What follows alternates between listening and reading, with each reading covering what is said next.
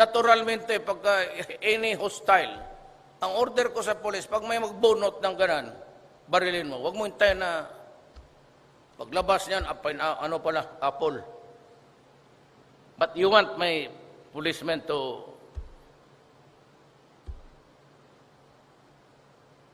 gamble with their lives? Self-preservation. Kung namatay ang pulis, may pamilya rin yan. Bakit? Tingnan ninyo. Yung pulis sa Magsaysay, Municipality of Magsaysay, Davao del Sur. Tapos isang pulis tinamaan. I don't know how many policemen will die today also in the fight against war. Do not be too, may kasi tingin nyo, pulis, gano'n, gano'n. Eh, noon yun. Kaya pati dito, pulis kasali.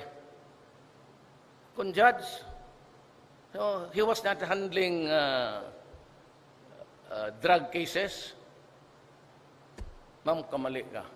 Akala ko ba, you must be, to be there, you have to be seasoned. Tawag lang, pare, pakitawag yung kaibigan mong judge. Hindi naman sila ganun rin. Hindi dadating yung pangalan nila. Walang persona. Hindi naman kilala ng pulis yan. So you say na, you're surprised that dumating yung... Hindi dadating yung pa. Kita mo yung nasa pangalan.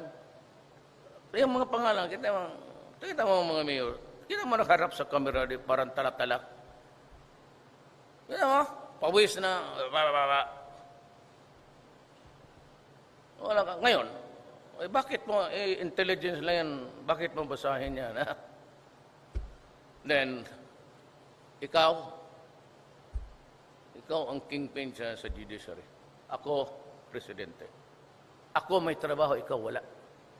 Walang mga judges na papatrol ng daan. Walang mga sheriff ninyo na naghuli na.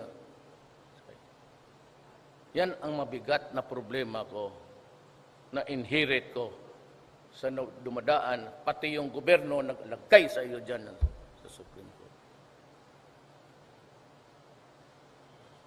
Please, huwag mo akong order. Hindi ako gago.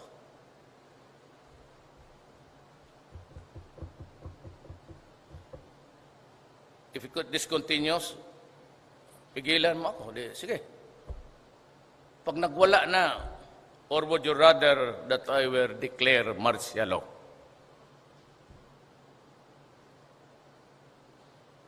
Pinapatay ang Pilipino. I grieve for so many women raped, men killed, infants raped. Tapos ipitin mo ako. I have to clean. Siguro, ma'am, I can give you an idea. Pagka binilisan lang yung federalism at nalinis ko sa droga ang Pilipinas, I am ready to retire. Kung ma-ready yung federalism by 2 years from now, 3 years from now, I will give way and I tell you, I am good for retirement. Wala akong dyan sa presidente. Matagal na kasi akong mayor, pareho lang eh. Except that the country is much bigger. At marami akong my duties to the troops of the Republic of the Philippines. Kayong mga sundalo, do not be, dyan lang kayo. Pilipino kayo, manood kayo. Sino yung tama? Kung ako ang tama, di, patalsik din niyo ako. But isipin ninyo ang problema. Madala ba ng warrant of arrest? Kayo, nakatikim naman kayo magdemanda. Ilang years na yan dyan sa korte. The sheer number of cases cannot be absorbed by the ordinary judge na matanda na. And the prosecutor. Pwede lang yan sila kung bata pa. Kagaya ko noong fiscal ako, I really write my resolutions stating the case will be filed because 1, 2, 3, 4 recommendation. Ganon yan. please go to reality. Huwag ka masyadong doon sa itaas.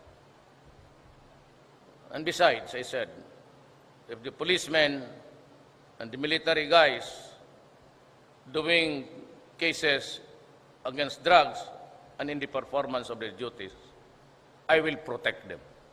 Nobody but nobody will go to jail. Bahala na, sabi ko, I will not.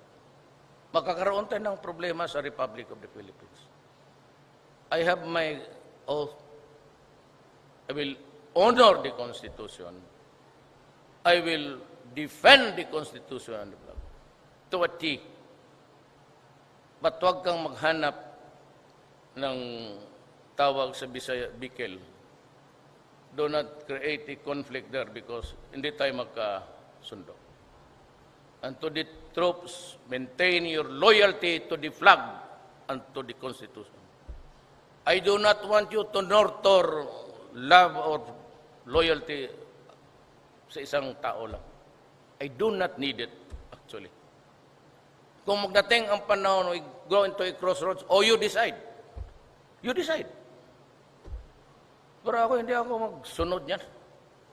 And please, please, please, please, do not create a confrontation, a constitutional one. Talo tayong lahat dyan. Sabi nila, this will create a constitutional crisis. Tama. Walang problema yan. Ganito yan. Itong nag-surrender ngayon, medyo, this might be unsettling to hear sa kanya na mga judges niya, sabit. At sabi niya, hindi ko alam kung bakit ganito. Yung ibang judges na nandyan, patay na o napailis na sa pwesto for ignorance of the law. And maybe the graft and corruption. Bakit? I just wanted to impress upon the public na noon pa alam na namin ang negosyo ninyo. Since your name is there, leave it. And I will publish it the way it is there. Bakit ko exempt yung mga namatay? Kagaya nung nakuha na precursor sa Apayao na nilibing. Tapos sabi nung kapatid niya, 2 taon naman namatay ang kapatid ko yung nagdala nito, inilibing niya. See? So gusto ko malaman ng tao kung sino nagtanim doon. At hindi lang yung mga police doon. I want the Philippines to know who are the judges, who are the soldiers, who are the police generals, pati yung mga nasa baba, sangkot sa droga. Pati yung patay na, correct. At saka, pag namatayan sila, hindi naman sila magtawag sa amin. You do not call the PNP headquarters na yung masabit ng anak ko o kapatid ko na naman namatay na, nasagasaan, o diabetes. So, why should we bother? Pag napasok yung pangalan mo dyan, it's not, personally, it's not mine. I just entered the presidency about 2 months back. It is the work overtime of the many years that they are there. Hindi mapasok yung pangalan mo dyan kung sabihin lang na politika. Because they have to be revalidated. And itong sa PDM, si General Peña, is very good. He was my RD, he was my chief of police noon, CD. Kaya ko siya nilagay dyan kasi talagang may tiwala ako. Just like Delphine Rolensana, matagal kami magkaibigan sa Davao. Kilala ko sila. I do not think that they would prepare a list with lies there. At hindi gagawa ni Isidro sa akin yan. Ngayon sabi ni, ang problema nito, tayo Pilipino kayo mga sundalo alam ninyo yan.